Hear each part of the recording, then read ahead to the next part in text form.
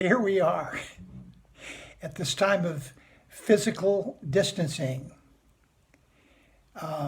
celebrating together Earth Day, the 50th. Heck, I'd planned to be up on my stilts today down in Alameda Park, cavorting around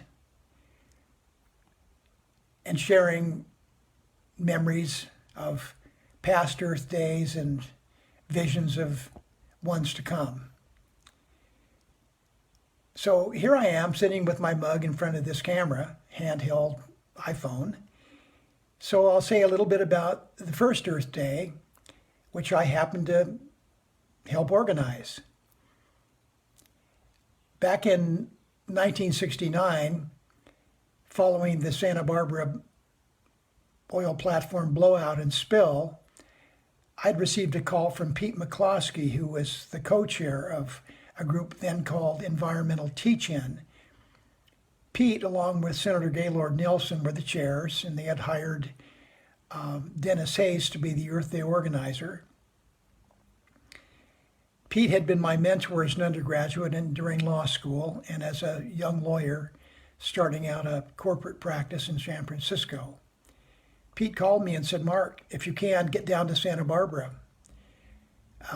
In response to this oil spill, we have a chance to really build an environmental protection movement. And it's going to require lawyers like you. You can be involved at the ground floor. And it'll start in Santa Barbara because these people are well equipped to lead a national movement." So I followed Pete's advice, came down to Santa Barbara, worked with a group of local citizens. We called ourselves the January 28th Committee. I served as the chair of this committee.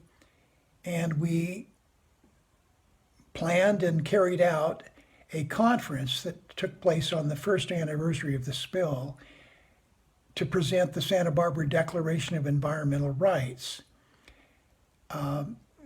We invited a host of prominent speakers, including Pete McCloskey and Senator Nelson and David Brower and a host of others.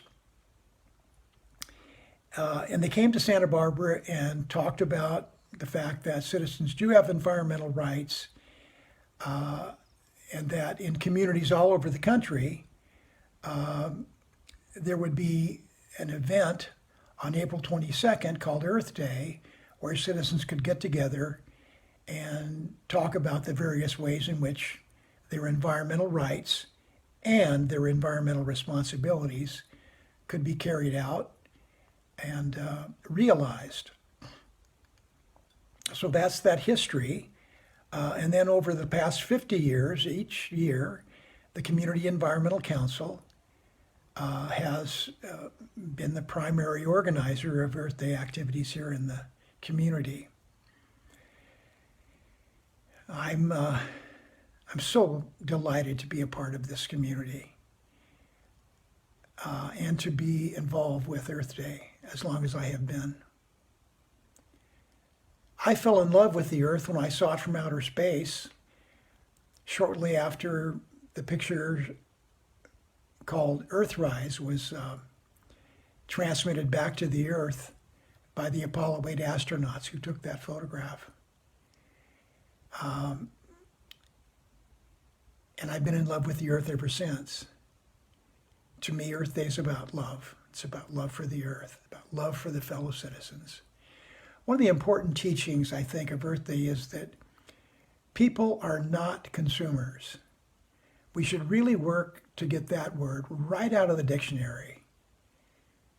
Consumption earlier was a term to describe tuberculosis. There was no, consumer was not in the dictionary. I don't think much before the 30s, 1930s. We're not consumers. That's a made-up word to reduce citizens to economic digits and factors. So, among other things, let's reclaim our citizenship on this, the 50th anniversary of Earth Day, among the many other ways of loving ourselves and loving the earth.